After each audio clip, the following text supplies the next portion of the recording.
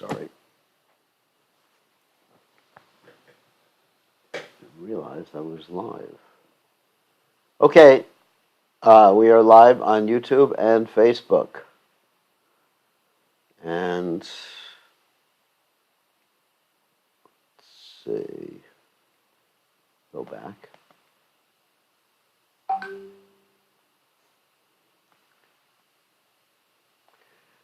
see if everybody on. Okay, we're ready to go. Okay, so now we're going to chant Jai Radha Madhava like we normally do.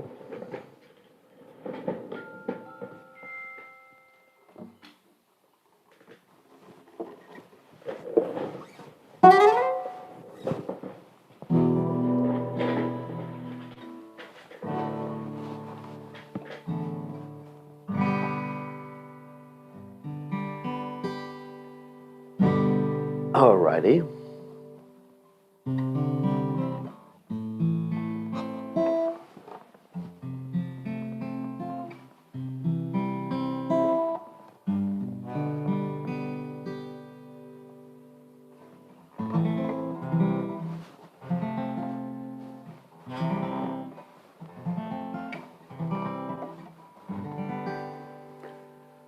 Jaya Radha Madhava Jaya Kunja Bihari Jaya Radha Madhava Jaya Kunja Bihari Gopijana Ballabha Jaya Girivardhari Jaya Girivardhari Gopijana Ballabha Jaya Girivardhari Jaya Girivardhari Yasodanandana Jaya Brajajana Ranjana Yasodanandana Jaya Brajajana Ranjana Yamuna Tira Manachari Jaya Kunja Bihari Jaya Kunja Bihari Yamuna Tira Manachari Jaya Kunja Bihari Jaya Kunja Bihari Jaya Radha Madhava Jaya Kunja Bihari Jaya Radha Madhava Jaya Kunja Bihari Vijana Ballabha Girivardhari Girivardhari Vijana Ballabha Jaya Girivardhari Girivardhari Yasodanandana Jaya Brajajana Ranjana Yasodanandana Jaya Brajajana Ranjana Yamuna Tira Banachari Jaya Kunja Bihari Jaya Kunja Bihari Yamuna Tira Banachari Jaya Kunja Bihari Jaya Kunja Bihari Jaya Radha Madhava Jaya Kunja Bihari Jaya Radha Madhava Jaya Kunja Bihari Prabhupada. Paramahansa Paravatakacharya, also Teta Sutashi Shimad, His Divine Grace. Abhaya Charanada Bhaktivedanta Goswami, Srila Prabhupada Ki Jai. ISKCON Founder Acharya, Srila Prabhupada Ki Jai. Dantakoti Vaishnava Vrindi Ki Jai. Namacharya Srila Thakur Ki Jai. Prem Se Kaho Shri Krishna Chaitanya. Prabhu Nityananda Shidwaita Gadadha Shivasadi Gaur Bhakta Vrinda Ki Jai. Shri Shri Radhakrishna Gopi Gopinath Shyam Kunda Radhakunda Giri Govardhan Ki Jai. Vrindavanam Ki Jai. Maturam Ki Jai. Jagannath Swami Ki Jai. Yamunamaya Ki Jai. Shrimati Tulasi Devi Ki Jai. Samaveda Bhakta Vrinda Ki Jai. Gaur Premananda Hari Hari Bol. All glory is the assembled devotees, all glory is the assembled devotees, all glory is the assembled devotees, all glory is to Shri Guru and Gauranga Srila Prabhupada Ki Jai, Gaur Premananda Hari Hari Hari Bol. Nama Om Vishnu Padaya Krishna Prastaya Bhutale Srimati Bhakti Vedanta Swami Namani Namaste Saraswati Devi Gauravani Pacharni Nivashesha Shunyavadi Paschati Deja Tarani. So, Om Gana Timiranda Shagananjana Shalakaya Chakshuran Meditam Yena Tasmai Shigadveda Maha. I offer my respectful obeisances unto the lotus feet of my spiritual master, His Divine Grace, A.C. Bhaktivedanta Swami Srila Prabhupada, who so kindly opened my eyes with the torchlight of knowledge while I was blinded in the darkness of ignorance. So, now we're going to continue with our study of the Caitanya Charitamrta. Just one thing I wanted to tell you, that I have to end before 6 o'clock because I have another meeting at 6 o'clock about our restaurant here. So, my life is extremely busy. I can't believe it. And then I have another meeting at about 6 or 6:30 in the morning tomorrow morning. And then I have another meeting on Sunday morning at 6 o'clock in the morning. And I think I spend more time on the computer than I do with any other activity, including eating, chanting, or other activities. And I don't get 2 weeks off with pay. Anyway, this is called cruel and unusual punishment. And somehow or other I get behind on my messages, my emails, because it's just like, I've never spent so much time on a computer talking to people since I was born. Anyway, so here we are again on a computer, talking to you all. We're going to have some sort of virtual world in the future for this particular class, where you're all going to like come into like Hawaii or something like that, virtual Hawaii. Anyway, let's see what Krishna wants. I joined the Krishna conscious movement to be free of anxiety, but it didn't work.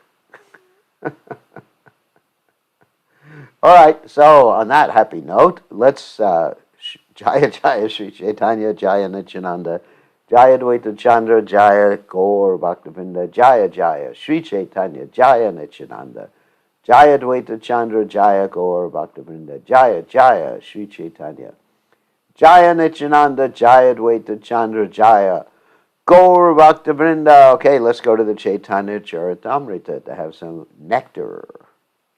Nectar? Here we go. Beginning with text 109 in Adi Lila, chapter 7. And we're talking about, again, about the Panchatattva. And actually, this is the story within that chapter about the Panchatattva, about Lord Chaitanya Mahaprabhu preaching to the Mayavadis in Benares. So, don't you try this. You will become contaminated if you try to preach to the Mayavadis in Benares or the Mayavadis in Raleigh. So, okay, let me see what we can do so we can see the participant window, right? Okay. Just 1 second to give you all a chance to ask questions. And there we go. Participants.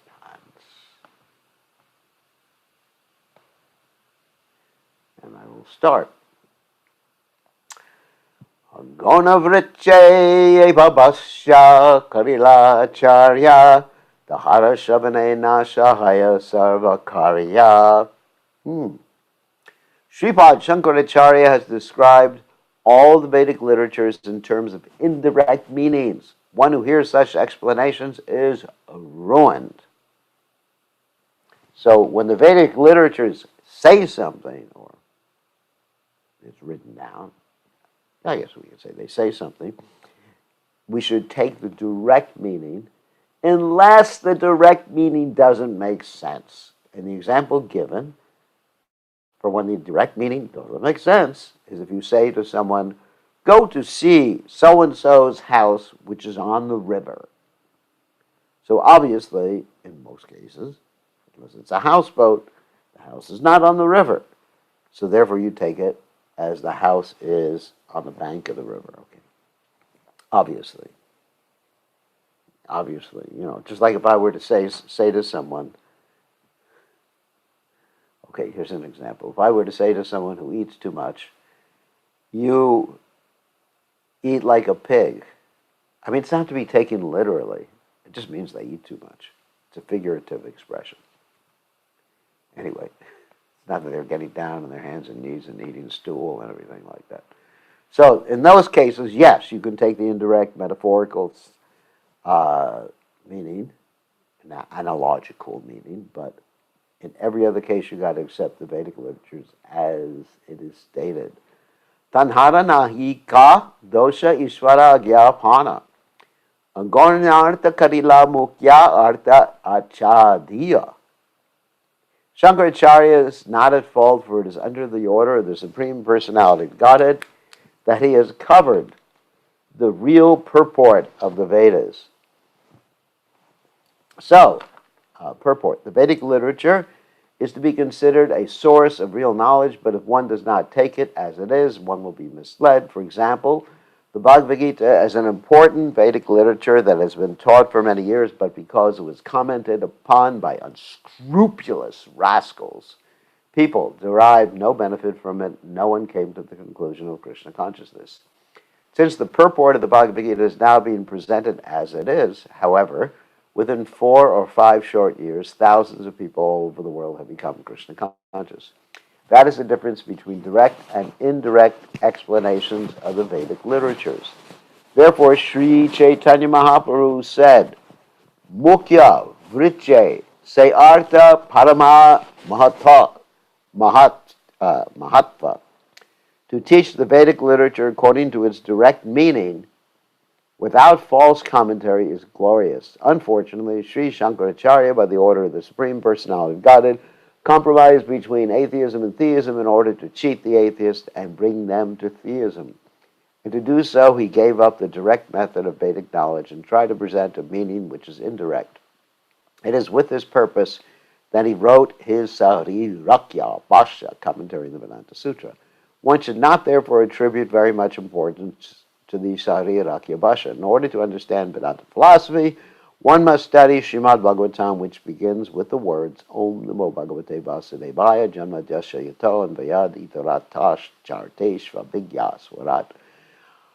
I offer my obeisances unto Lord Sri Krishna, son of Vasudeva, who is the supreme all-pervading personality of Godhead. I meditate upon him, the transcendent reality, who is the primeval cause of all causes, from whom all manifested universes arise, in whom they dwell and by whom they are destroyed. I meditate upon that eternally effulgent Lord, who is directly and indirectly conscious of all manifestations and yet is fully independent. Srimad Bhagavatam is the real commentary on the Vedanta Sutra. Unfortunately, if one is attracted to Sri Shankaracharya's commentary, Caritamrta Bhashya, his spiritual life is doomed. One may argue that since Shankaracharya is an incarnation of Lord Shiva, How is it that he cheated people in this way? The answer is that he did so on the order of his master, the Supreme Personality of Godhead. This is confirmed in the Padma Purana in the words of Lord Shiva himself. Mayavadam satshastram prachanam bodham uchate mayaiva kalpitam devi kalom ramana rupina brahmanas chaparam rupam nirgunam bhakshate maya sarvam swam jagatopyasya mohanartam kalo yuge Vedante tu mahashastre mayavadam avaidikam mayaiva vakshate devi jagatam nashakaranat. The Mayavadi philosophy, Lord Shiva informed his wife Parvati, is impious. Asat shastra means temporary, impious, whatever. It has covered Buddhism. In other words, it's basically Buddhism portrayed a little bit differently so the people would accept the Vedic literatures. My dear Parvati, in Kali Yuga I assume the form of a Brahmin and teach this imagined Mayavad philosophy in order to cheat the atheists. I describe the Supreme Personality of Godhead to be without form and without quality. Similarly, in explaining Vedanta, I describe the same Mayavad philosophy in order to mislead the entire population toward atheism by denying the personal form of the Lord. In the Shiva Purana, the Supreme Personality of Godhead told Lord Shiva, Dvaparado yuge bhutva kalaya manushada dishu svargamai kapithais cha jananmad vimukhan guru. In Kali Yuga, mislead the people in general by propounding imaginary meanings for the Vedas to bewilder them. These are the descriptions of the Puranas. Srila Bhaktisaranta Saraswati Thakur comments that Mukhya Vritti, direct meaning is Abhida Vritti, or the meaning that one can understand immediately from the statements of the dictionaries. Whereas Gona Vritti, the indirect meaning, is a meaning that one imagines without consulting the dictionary. For example, one politician has said that Kurukshetra refers to the body, but in the dictionary there is no such definition. Therefore, this imaginary meaning is Gona Vritti, whereas the direct meaning found in the dictionary is Mukhya Vritti or Abhida Vritti. This is the distinction between the two. Sri Caitanya Mahaprabhu recommends that one understand the Vedic literature in terms of Abhida Vritti and the Gona Vritti. He rejects. Gona Vritti rejects. That's indirect. Sometimes, however, as a matter of necessity, the Vedic literature is described in terms of the Lakshana Vritti or Gona Vritti, but one should not accept such explanations as permanent truths. The purpose of the discussions of the Upanishads and Vedanta Sutra is to philosophically establish the personal feature of the absolute truth. The impersonalists, however, in order to establish their philosophy, accept these discussions in terms of Lakshmana Vritti or indirect meanings. Thus, instead of being Tattvavada, or in search of the absolute truth, they become Mayavada, or illusion by the material energy. When Sri Vishnu Swami, one of the four acharyas of the Vaishnava cult, presented his thesis on the subject matter of Shuddha Dvaita Vada, immediately the Mayavadis took advantage of this philosophy and tried to establish their Advaita Vada, or Kevala Dvaita Vada, oneness. To defeat this Kevala Dvaita Vada, Sri Ramanujacharya presented his philosophy as Vishishtadvaita Vada. And Sri Madhvacharya presented his philosophy of Tattva Vada, both of which are stumbling blocks to the Mayavadis because they defeat their philosophy in scrupulous detail. Students of Vedic philosophy know very well how strongly Sri Ramanujacharya's Vishishtadvaita Vada and Madhvacharya's Tattva Vada contest the impersonal Mayavad philosophy. Sri Caitanya Mahaprabhu, however, accepted the direct meaning of the Vedanta philosophy and thus defeated the Mayavad philosophy immediately. He opined in this connection that anyone who follows the principles of Sharirakya Bhasha is doomed. This is confirmed in the Padma Purana, where Lord Shiva tells Parvati, Shrinu Devi Prabhakshami Tamasani Yatakramam Yesham Shravanamatreina Patityam Janinangapi Apartam Shruti Vakyanam Dashaya Lokagaritam Karma Sarupa Tyajyatvam Atracha Pratipadyate Sarvakarma Paritram Shan Naiskarmyam Tatra Chochate Paratma Jivayor Aikyam Mayatra Pratipadyate. My dear wife, hear my explanations of how I have spread ignorance through Mayavadi philosophy. Simply by hearing it, even an advanced scholar will fall down. In this philosophy, which is generally very inauspicious for people in general, I have misrepresented the real meaning of the Vedas and recommended that one give up all activities in order to achieve freedom from karma. In this Mayavada philosophy, I have described the Jivatma and Paramatma to be one and the same. That means God and the individual soul. How the Mayavad philosophy was condemned by Sri Caitanya Mahaprabhu and his followers is described in the Caitanya Charitamrta Ancha Lila, 2nd chapter, verse 94 through 99, where Swarup Damodar Goswami says that anyone who is eager to understand the Mayavada philosophy must be considered insane. This especially applies to a Vaishnava who reads the Sarirākya Vasha and considers himself to be one with God. The Mayavadi philosophers have presented their arguments in such attractive, flowery language that hearing Mayavad philosophy may sometimes change the mind of even a Mahabhagavad or a very advanced devotee. An actual Vaishnava cannot tolerate any philosophy that claims God and the living being to be one and the same. So why did Shankaracharya get this mission of presenting this bogus philosophy, this indirect interpretation of the Vedic literatures? Let's look at the history. Once upon a time, before Buddhism, the Brahmanas, the so-called caste Brahmanas, were misusing their position for a variety of reasons. One thing they were doing was exploiting people financially because they thought they had a monopoly. They were really bad. That's one thing. Another thing they were doing is they were killing animals indiscriminately on the basis of their so-called quotes from the Vedic literatures, which were actually taken out of context.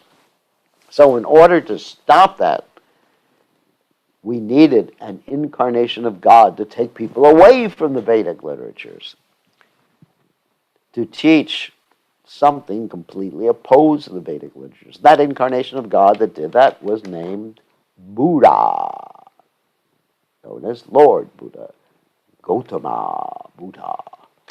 And Buddha taught basically a philosophy of nonviolence, himsa, parama dharma, and other things, but he really took people away from the Vedic literatures. And Buddhism became very widespread in India under the guidance of the Emperor Ashoka, who had a change of heart because previously he was torturing people and killing, let's say, hundreds of thousands, not millions of people. He had a change of heart, and he decided to make India Buddhist. Okay, so Jai Buddha. So everybody in India, not everybody, but a lot of Buddhists. This is before Muslims. This is before Christians. This is way before the year zero in the Christian era. Way before it. There's Buddhism. Okay, so you had Buddhism there, and people just didn't get into the Vedic literatures anymore. So it was necessary to bring them back to the Vedic literatures, but they weren't ready for the whole import, purport, and philosophical understanding of the Vedic literatures.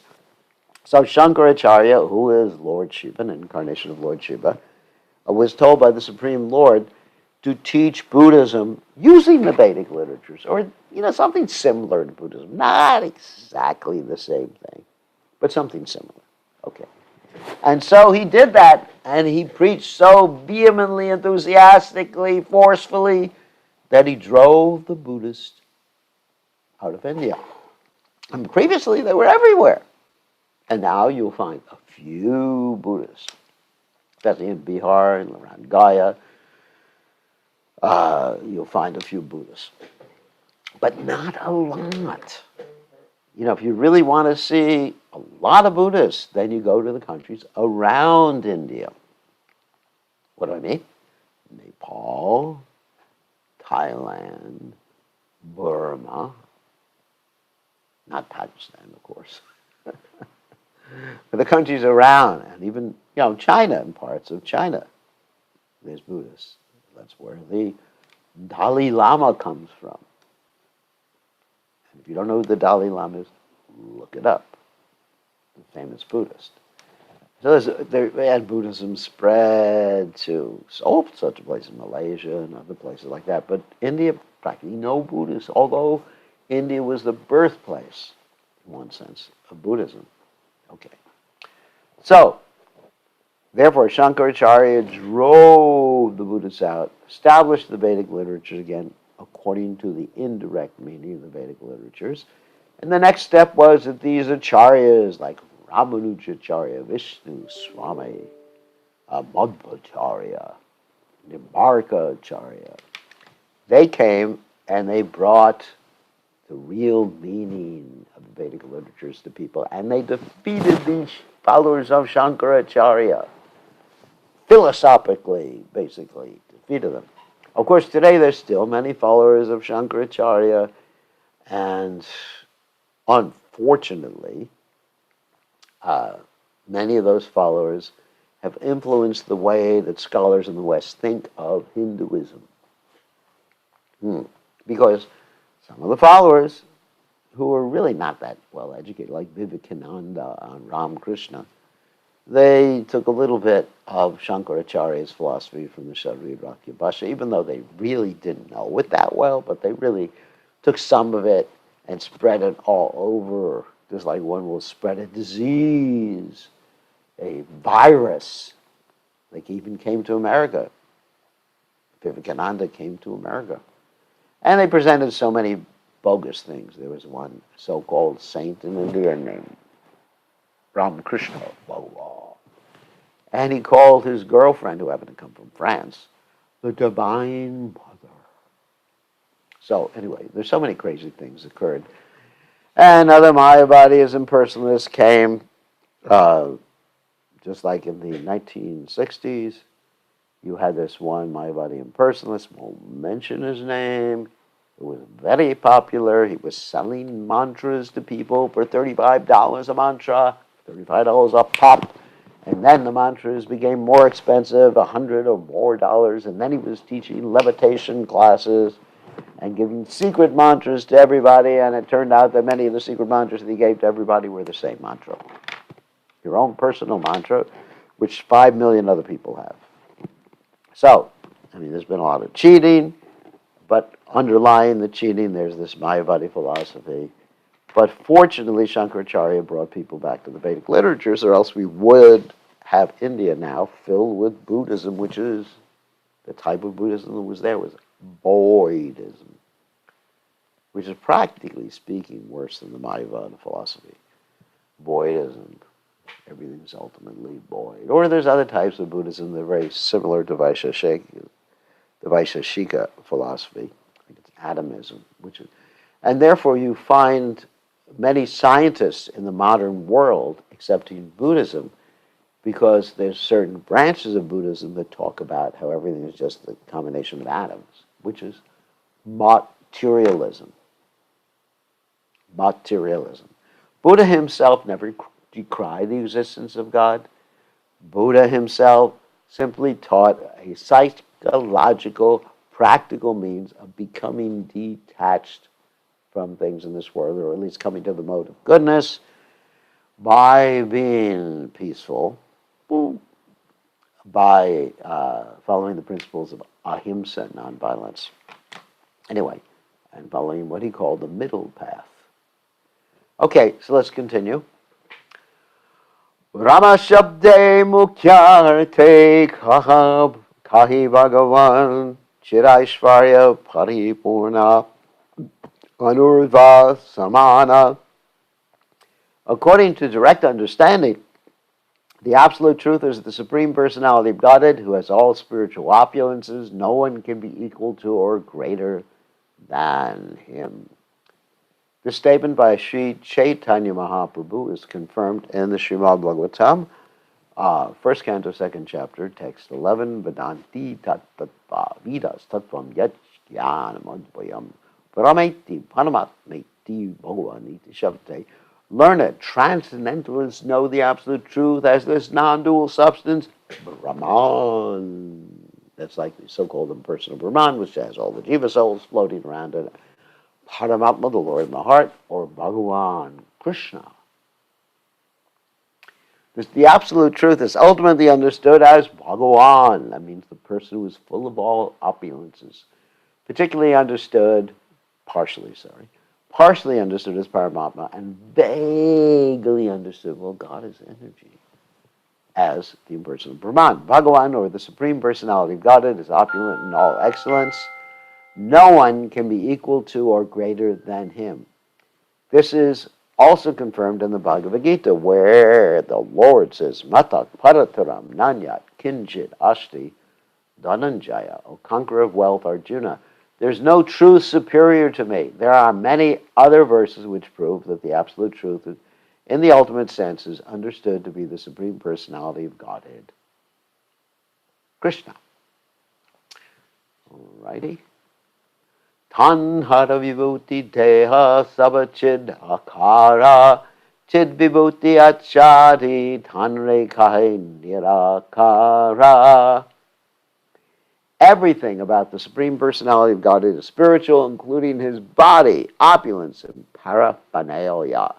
Mayavada philosophy, however, covering his spiritual opulence, advocates the theory of impersonalism. In other words, the Lord's body, opulence, paraphernalia, activities, all that is illusion. Nothing is real. At least no variety is real. Strawberry fields forever. The only thing that's real is just the energy, the Brahman. So the fault of Shankaracharya's philosophy is that it doesn't describe how the Brahman became covered with illusion. Because if Brahman became covered with illusion, that means illusion is stronger than Brahman, so therefore we should worship illusion as God. Namo illusionaya. It's stated in the Brahma Samhita, Ishvara Parama Krishnaha Satchidananda Vigraha. That's from the first verse in the 5th chapter of the Brahma Samhita. The Supreme Personality of Godhead Krishna has a spiritual body which is full of knowledge, eternity, and bliss. And our material body is full of what? Ignorance. It's temporary. It gets old. And it's full of pain. In this material world, everyone's body is just the opposite, which is what Prabhupada said. Sorry, I sort of preempted. Temporary, full of ignorance, and full of misery. Interesting. In Spanish, you have the word misericordia, which means mercy. And even in English, of course, you have misery and mercy, which are very similar. Therefore, when the Supreme Personality of God is sometimes described as nirakara, that means no qualities. This is to indicate he does not have a material body like us. Mayavadi philosophers do not know how it is that the Supreme Personality of Godhead is formless. The Supreme Lord does not have a form like ours, but has a spiritual form. Obviously, we wouldn't want God to have a form that's made of stool, mucus, and urine. You know, that's what we have. It's full of it. We are full of it. Not knowing this, Mayavad philosophers simply advocate the one-sided view that the Supreme Godhead, or Brahman, is formless. Nirakara. In this connection, Srila Bhaktivinoda Thakur offers many quotes from Vedic literatures.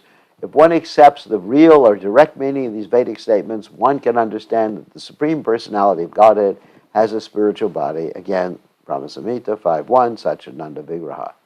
In the Brihad Aranyaka Upanishad 5.1.1, it is said, Purnamada Purnamidam Purnat Purnam Mudachyate. That's very similar to the Ishopanishad.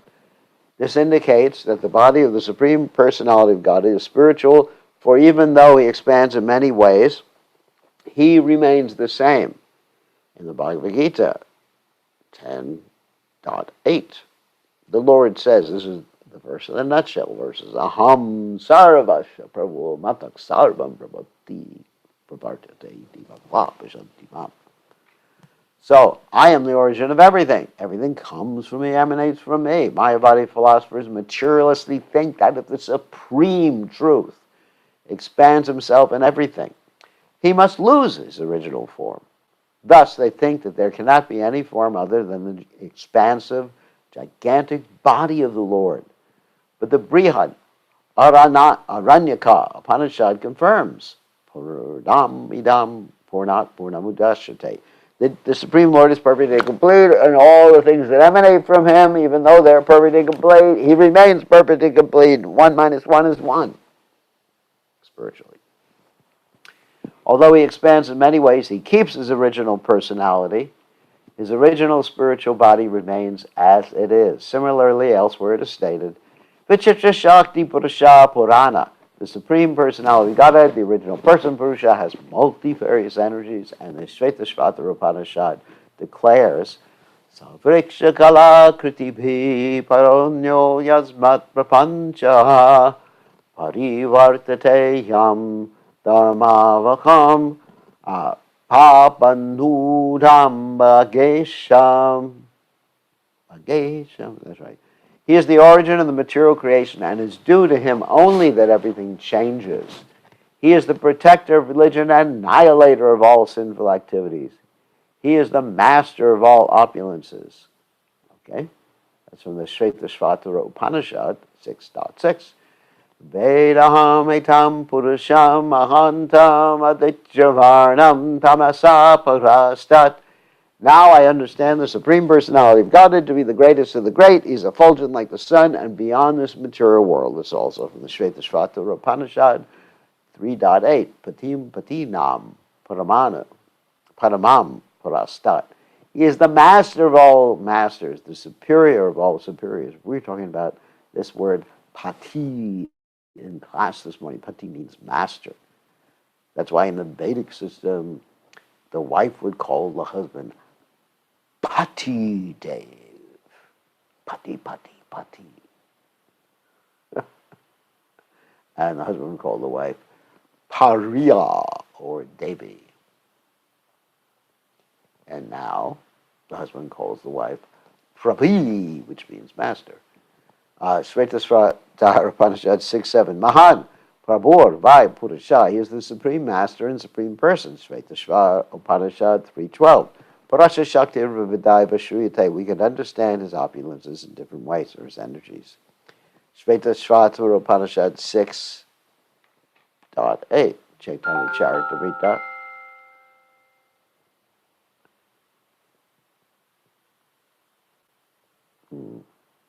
Sorry. Got it.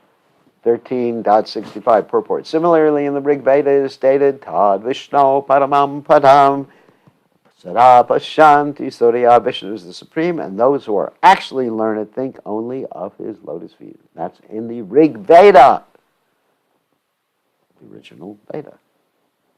In the Prashna Upanishad, that means question Upanishad, 6.3, it is said, Sa Iksham Chakre. He glanced over the material creation in the Aitareya Upanishad 1.1.1 to 2. It is said, Sa Aikshata, he glanced over the material creation, and Sa Ima Lokan, Ashrijata, he created the entire material world.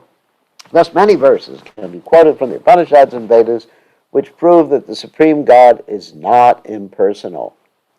In the Katha Upanishad 2.13, it is also said, Nityo Nityanam Chaitanas Chaitanam Eko Bahunam Yogadadati Kama. He is the supreme, eternally conscious person who maintains all the living entities. From all these Vedic references, one can understand that the absolute truth is a person, and that no one can equal to or excel him. Although there are many foolish Mayavadi philosophers who think that they are greater than Krishna, Krishna is asa mordva. No one is equal to or above him. Long purport. As stated in the Shvetasvatara Upanishad 3:19, Apanipado Javano Grahita. This verse describes the absolute truth as having no legs or hands. Although this is an impersonal description, it does not mean that the absolute personality of God has no form. He has a spiritual form that is distinct from the forms of matter. In this verse, Caitanya Mahaprabhu clarifies this distinction.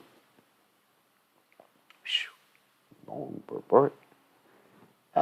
Chidananda Tenho Tanrastana Parivara Tanrikahe Prakrita Satvira Vikara. The Supreme Personality of Godhead is full of spiritual potencies. Therefore, his body, name, fame, and entourage are all spiritual. The Mayavadi philosopher, due to ignorance, says that these are all merely transformations of the material mode of goodness. They just... In other words, it's Maya, but it's in the modes of nature, which is nonsense and offensive. Okay, purport. In the 7th chapter of Bhagavad Gita, the Supreme Personality of Godhead is classified as energies in 2 distinct divisions, namely Prakrita and Aprakrita, or Paraprakriti and Aparaprakriti. It means transcendental and not transcendental. Material world is Apara Prakriti. Prakriti is actually means energy, or basically, means energy. In the Vishnu Purana, the same distinction is made. The Mayavadi philosophers cannot understand these 2 prakritis or natures, material and spiritual, but one who is actually intelligent can understand. They can understand the difference. Considering the many varieties and activities of material nature, why should the Mayavadi philosophers deny the spiritual varieties of the spiritual world? The Bhagavatam, 10th canto, 2nd chapter, text 32 says, Ye ravanjaksha vimuktumaninas tvayastapavad avashuddhabodhyaha. The intelligence of those who think themselves liberated but have no information of the spiritual world is not yet clear. That means it's not pure. Avashuddha buddhya means impure. In this verse, the term avashuddha buddhya refers to unclean intelligence, which is what I just said. Impure. Due to unclean intelligence or a poor fund of knowledge, the Mayavadi philosophers cannot understand the distinction between material and spiritual varieties. Therefore, they cannot even think of spiritual varieties because they take it for granted that all variety is material. We find many people talking like that. That all variety that we see is mundane or material. Therefore, even the variety in the absolute is mundane, but they don't understand. They're projecting their materialistic understanding to the realm of the absolute personality of Godhead. Sri Caitanya Mahaprabhu therefore explains in this verse that Krishna, the Supreme Personality of Godhead, or the Absolute Truth, has a spiritual body that is distinct from material bodies, and thus his name, abode, entourage, and qualities are all spiritual. The material mode of goodness has nothing to do with spiritual varieties. Mayavadi philosophers, however, cannot clearly understand spiritual varieties. Therefore, they imagine a negation of the material world to be the spiritual world. In other words, the spiritual world must be the opposite of this world. If there are arms in this world, there's no arms there. There's personality in this world, there's no personality there. There are eyes in this world, no eyes there. There's consciousness in this world, there's no consciousness there. That's stupid. It's like saying in the reflection, the mirror reflection of my image, that there's no qualities. Or because in the material reflect. All right, let's go back. Go back to the example. In the material reflection of, or the mirror reflection of my body, it's basically an illusion. So the opposite of that, in the opposite of the mirror reflection, should be that the real me has no arms and no eyes and no legs, but that's stupid. The material world is actually a reflection of the spiritual world. So everything that's in the material world must also be in the spiritual world in its original form, not without form. The material qualities of goodness, passion, and ignorance cannot act in the spiritual world, which is therefore called nirguna, or it's clearly indicated in the Bhagavad Gita, Trigunya Vichaya Veda, Nishtrai Gunyo Bhavarjana. The material world is a manifestation of the three modes of material nature, but one has to become free from these modes to come to the spiritual world where their influence is completely absent. Now Lord Sri Chaitanya Mahaprabhu will disassociate Lord Shiva from Mayavad philosophy in the following verse. So we are going to end the reading now, since I have to end no later than 6 o'clock for our next meeting, but we're going to take some questions when we end the screen sharing, because we have 15 more minutes, and I stopped 5 minutes before to allow you to have your sufficient time for asking questions. Now, who wants to ask a question other than Pran Govinda?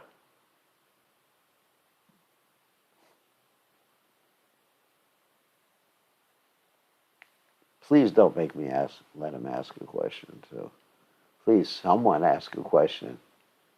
Dream up a question. Someone, please. I beg of you. All right. Nobody's come up with a question, so. Oh, good, great. Thank you very much. This is Disciple Mugdas. One small question, Gurudev. When human beings die who are not devotees of Lord Narayan, Yamdutas come to collect the souls. So, when Yamdutas come and they are not devotees and they don't know anything about Yamdutas and anything, and they will come and say, surprise, you come to take you to hell. Yeah, that's right. Doesn't make sense. Yeah. So sometimes it doesn't make, because they don't know anything about Yamdutas, and the Yamdutas come to them and take their soul. That's okay. Why do they have to know something about the Yamadutas? They've seen them before. Almost everybody that's in the material world has seen the Yamadutas before, many, many births. Like Krishna says to Arjuna, many, many births both you and I have passed. I can remember all of them, or many appearances, and you cannot. So we've seen them, and we know what they're coming to do. So what? Even if we didn't recognize them, what's the difference? The thing is, Gurudev, like if a dacoit comes to attack you, why do you have to recognize him? Yeah, makes sense. Yeah. Yeah, what's the need to recognize him? I mean, he's kind of, the Yamadutas are coming to drag you out of the body with the ropes of Varuna. It's not they don't have to introduce themselves and say, "Hi, I'm Prabhu Yamaduta. I'm Devi Yamaduta Devi Dasi." The female Yamadutas are called Yamadutinis. I don't know that. I just made that up. So what does it need to recognize? But you're getting punished for what you did to rectify yourself. Just like if you're taken to jail, you may not recognize the policeman who's taking you to jail. Yeah, but sometimes we are sinning, but we do not know that we are sinning, and then we get punished. If you don't know that you're sinning, and you're a human being, you still can get punished because it's common sense. Like, for example, if I come up and kill you and I say, well, I didn't know killing was wrong. It's common sense. It's common sense. And you should know. You're responsible to know. Just like if you're driving a car and you're going too fast and you say, I didn't know I was going too fast. You're responsible. You're responsible. Just like in Fiji where you are, they have speed cameras now. So you're responsible. You could say, well, I didn't know there was a speed camera there. You still get a ticket. Okay. So you're Yeah. responsible. It's our responsibility as human beings. Of course, if you have more knowledge, you're more responsible. It's described in the fifth canto of Srimad Bhagavatam that there's specific punishments just for brahmanas because they have more knowledge. The more knowledge you have, the more responsible you are. Yeah. The second question, Gurudev. Yeah, regarding there are different religion. We have Christians, we have Buddhists, we have Hare Yeah, Krishnas, we have Hindus, and yeah. Jains. They have the certain scriptures which they read and they try to follow those scriptures. So in everyone case, like as a Christian, do you think MDTs will also come there to collect their soul, or something else will come and collect their soul? No, they get Yamadutas too. They get Muslim Yamadutas and Christian Yam. No, I'm just making that up. I have to be careful. They get Yamadutas if they disobey the order of God. Like Prabhupada, what was the first thing Prabhupada would usually say to Christians? Jesus says, or the Ten Commandments say, thou shalt not kill. Why are you killing? People know. People know in their hearts of hearts when they're eating meat, unless they're just kids or stupid or something, they know where the meat comes from. In the Bible, it says, he who kills an ox is the same as he who kills a man. There's that quote, thou shalt not kill. In the Quran, there's quotes too about killing. But people don't follow their scriptures. Even if there happen to be malicious scriptures, people don't follow. In any case, if one really wants to know what is to be done and what is not to be done, Krishna will send Guru. If you don't want to know, then Krishna may not send Guru. But if you do want to know, then Krishna will send someone. By the mercy of Krishna, one gets Guru. By the mercy of Guru, one gets Krishna. Nothing happens by accident. So people are doing something, you can't excuse. I mean, unless one is a child. I mean, there are certain things that one is excused for, like if one is 8 years old and doesn't have the ability to discriminate, or if one is brain dead, or whatever. There are certain situations in which one is excused from his activities.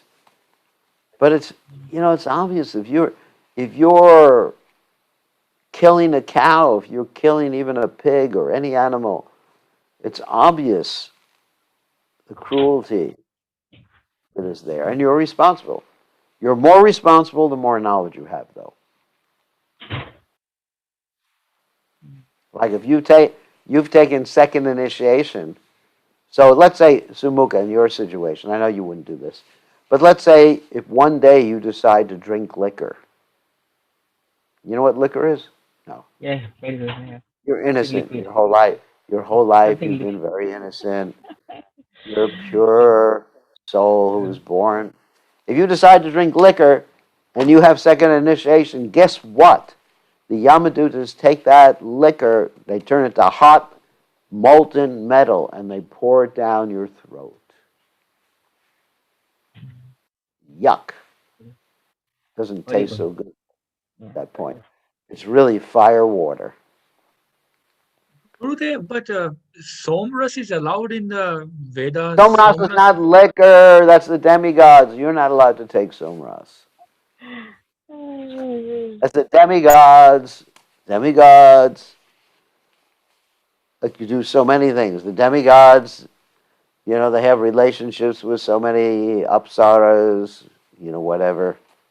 That's the demigods. We are not demigods. There's different rules for different folks.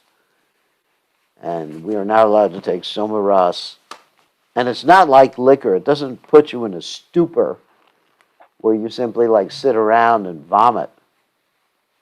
When I went to the university, every Sunday morning I'd wake up and there'd be people lying in the halls of the university vomiting on each other from drinking liquor the previous night. So that's not Samaras. Samaras is something completely different.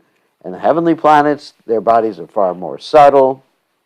I don't think you can compare drinking liquor to Samaras. So, but if someone knows better and they do it, there's a big punishment. Bigger than someone who doesn't know. Okay? Action and knowledge yields, or wrong action and knowledge yields a heavier result than wrong action in ignorance. So, okay, we have time for one more question. And I think at this point, we only have 3 more minutes. I have to go to Pran Govinda. Okay, ask your question, Pran Govinda. You got 3 minutes, 2 minutes and 58 seconds. Maharaj, please accept my humble obeisance. Says all goes to Prabhupada. All glories to Prabhupada. Maharaj, 112, you read one of the verse, Nitto Nittanam Chetanas Chetananam Eka Bahunam. Yovadadati, come on, yeah. I was examining all those verses that mention in that purport. Okay, maybe on this verse, it's very specifically says Eka Bahunam. There is 2. How the Mayavad come up with the oneness? I cannot figure it out. Well, I can't figure it out either. Well, because they take the indirect meaning. That's the problem. But he said one maintains others. So there's 2. I know, but they take the indirect, they take it as metaphorical. That's why. They don't take the direct meaning. Eko Bahunam Yovadadati. One supplies the needs of the plural living entities. Nicho Nichanam. There are many there's many eternal entities, and there's one supreme entity. Nicho Nichanam, Chaitanas Chaitananam, living entities, plural and singular, and Eko Bahunam Yovadadati Kamam. The singular living entity is supplying the needs of the plural living entities. So it's obvious. There's a difference.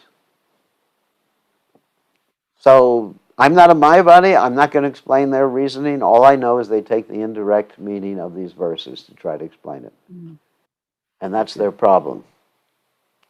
What their thought processes are like, only Krishna knows. It All I doesn't know. make sense. No, I know. The Mayavad philosophy doesn't make sense. It's illogical or illogical. Doesn't make sense. But what can you do? What can you do? I mean, there's a lot of politicians who don't make sense in America, too. There's a lot of politicians in America who follow QAnon and have all these conspiracy theories. And they don't make sense, but, I can't understand I can't understand the mind of a crazy person. I care for them, I'm empathic, but really I don't understand crazy people that well. Yes, actually, Ishwar Chaitanya has a good point. They become crazy. Mogasha moga karmano, moga jnana vichayasdasaha. Actually, he said, is it due to envy of the Lord? You're actually right. Because they're envious of the Lord, then Krishna bewilders them. Naham prakasha sarvasha yogamaya samavrata. Because they're envious, then Krishna takes, what is it? Matak smritir jnanam purnam cha. He gives them remembrance, forgetfulness, and knowledge, and makes them all stupid. It's like if you try to cheat Krishna, he'll cheat you. If you try to bewilder Krishna, then Krishna will bewilder you, so you'll look like a jackass. Isn't it? Yes. Mudo yam navijanati. I mean, so many verses in Bhagavad Gita. They're mudhas. Yes. They're asses.